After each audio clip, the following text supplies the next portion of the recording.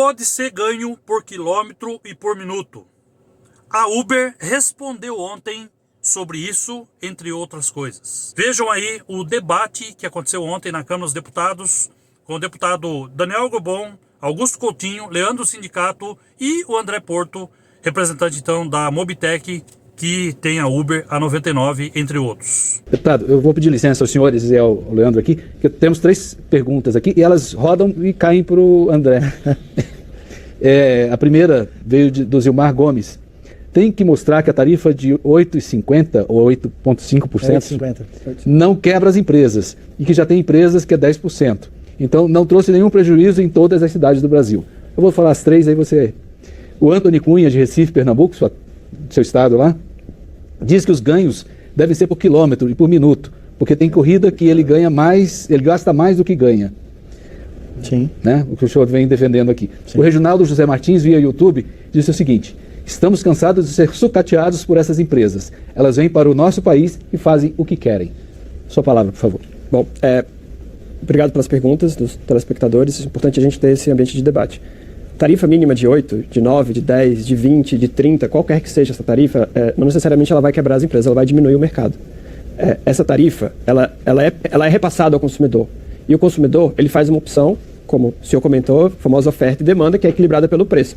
Quanto maior for o preço, menor vai ser a demanda. Então, a gente estima que uma tarifa de R$8, uma tarifa mínima de R$8, por exemplo, diminui em 27% a quantidade de pedidos que vão ocorrer numa plataforma. Falando da tarifa mínima de R$10, essa diminuição é de até R$43. Então, 43%, perdão. Então, um pedido de um sanduíche, por exemplo, de R$20, R$30, mais de 30% desse pedido seria tarifa de entrega, o que levaria o consumidor a não apenas não fazer o pedido, ou seja, prejudicaria tanto o entregador que não teria aquela possibilidade de fazer a entrega, como também o estabelecimento comercial que não venderia aquele lanche. Então, a gente tem que entender que a discussão sobre tarifa mínima não é uma discussão sobre quebrar ou não quebrar as empresas, é o tamanho desse mercado. Você vai reduzir significativamente a renda disponível para esses trabalhadores. Acho que esse é o primeiro ponto. A segunda pergunta, e aí vai me fugir aqui. A segunda foi sobre os ganhos devem ser por quilômetro e por minuto. Essa discussão foi uma discussão que a gente teve no âmbito do GT, como é que a gente faria essa remuneração. A discussão, o ganho por quilômetro e tempo é o táxi. Você vai tabelar em cima do táxi. Existem custos desses trabalhadores que eles são por quilômetro rodado, e existem custos que são por tempo. A gente tem que fazer um equilíbrio entre esses dois. Na discussão que a gente teve no grupo de trabalho, que inclusive o Leandro teve a oportunidade também de participar e contribuir, a gente pegou os custos que seriam custos por quilômetro, e isso é público, está disponível inclusive no site do governo, do Ministério do Trabalho, os custos que seriam custos por quilômetro, e fez uma estimativa para que esse custo fosse transformado por tempo, para que a gente tivesse, mais uma vez, um parâmetro mínimo nacional equivalente ao salário mínimo. Porque o salário mínimo não é por quilômetro, o salário mínimo é o salário mínimo por hora, por semana, por mês, enfim. É um tempo. Então, a gente conseguiu equilibrar e estabelecer esse parâmetro.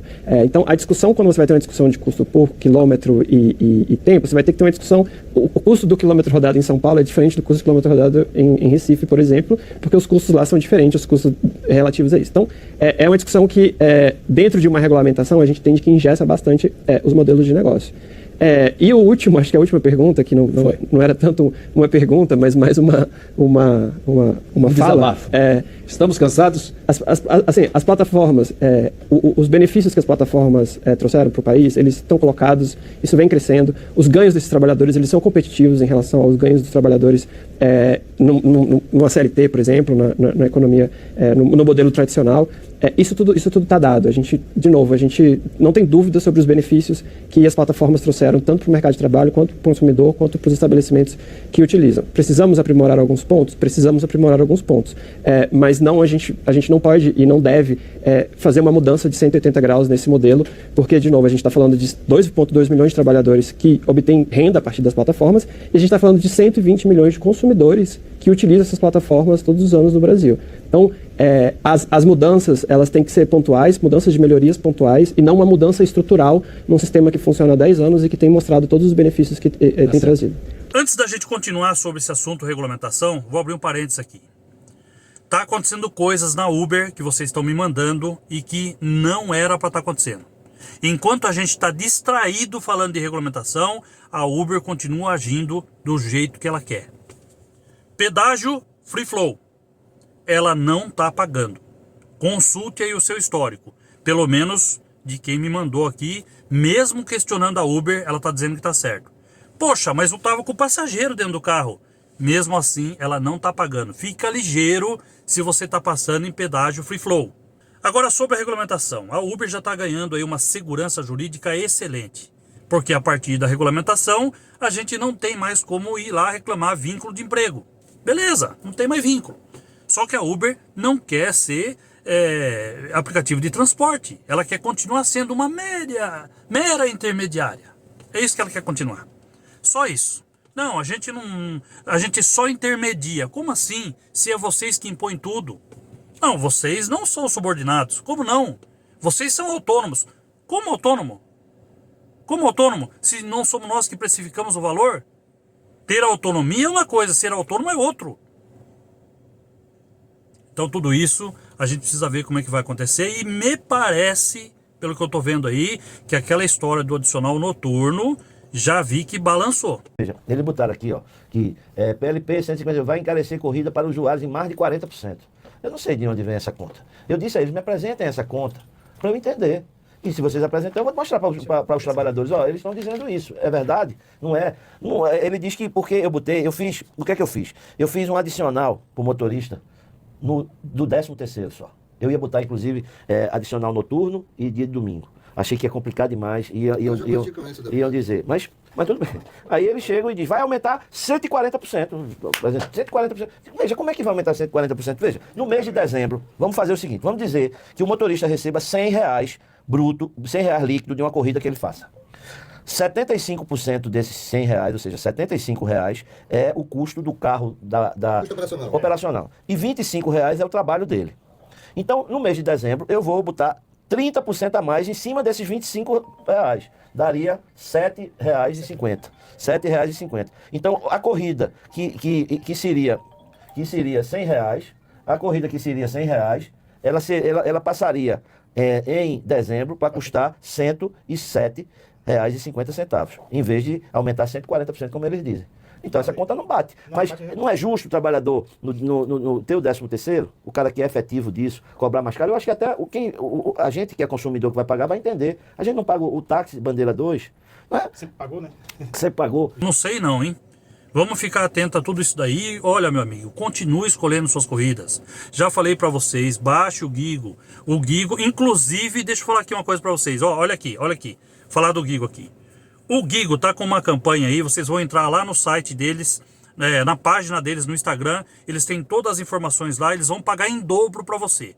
Por exemplo, você ganhou R$1.000 na semana, a última semana de dezembro, de 25 a 31. Se você ganhou R$1.000 na semana inteira, eles vão pagar mais 1.000 para você dentro de um sorteio. Só que você vai ter que contar a sua história. Por exemplo, eu trabalho pela Uber, pela minha família. E eu trabalho pela Uber porque eu quero adquirir um bem. Eu trabalho pela Uber por causa disso e daquilo. Você conta uma história, tira uma foto, por exemplo. Vamos dizer que você conquistou uma TV. Vamos dizer que você fez isso. Você vai tirar uma foto com a sua TV lá e vai dizer que o Gigo te ajudou, né? Você escolher as melhores corridas, teve um lucro maior, conseguiu comprar lá uma TV, ou então conseguiu um jantar, que seja com a sua esposa, ou qualquer coisa que for que você conquistou através do Gigo. Você conta a sua história, tira uma foto, coloca lá na sua página do Instagram e você vai concorrer a um sorteio do dobro do valor que você faturou. Então, de 25 a 31, faturou R$1.000. Se você for sorteado, você vai ganhar mais R$1.000. Então, meu amigo, é uma campanha do Gigo que já está valendo, você já pode fazer isso. E aí sim, lá no dia 25 você começa, fatura lá, mas fatura escolhendo, né? Porque você precisa ter lucro, né, também, né? Escolhe e você vai poder, então, participar dessa campanha com o valor que você faturou. Faturou 1.000, Gigo vai te dar mais 1.000 dentro de um sorteio, né? Se você for sorteado, não é para todo mundo. E só que tem um detalhe, você precisa ser assinante, tá? Então, mas como que eu vou assinar? Você entra na página do Gigo e baixa ele lá, você vai ter uma semana para você testar. Gostou? Aí você assina. Pode assinar por 1 mês, 3 meses, 1 ano, e aí você vai lá e participa então dessa campanha, tá? Tô contando para vocês aqui porque é uma coisa boa, é uma coisa legal. Quem é assinante já está concorrendo, mas tem que fazer isso aí, tem que contar a sua história, beleza? E outra coisa que eu vou falar para vocês, que vocês estão me pedindo, eu já preparei um vídeo exclusivo sobre a minha câmera.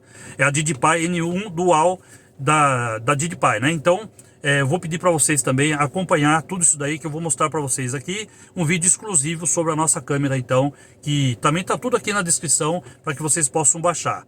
Você vai entrar ali no Mercado Livre e depois você vai ir no produto. Aí você vai clicar lá, você vai encontrar então o desconto através aqui de mim, certo? Essa câmera aqui, por exemplo, tem vários modelos, tem modelos mais baratos, mais caros, mas essa aqui custa algo em torno de 900, ela vai sair por 500 e pouco.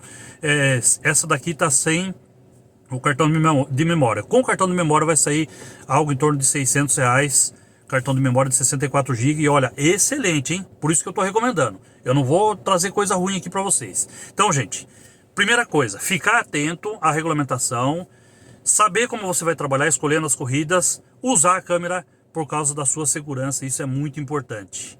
Agora, a regulamentação ficou só para o ano que vem mesmo. Vamos ver o que vai acontecer, eu vou trazer tudo para vocês aqui em primeira mão. Beleza? Tamo junto, fique com Deus, até o próximo vídeo.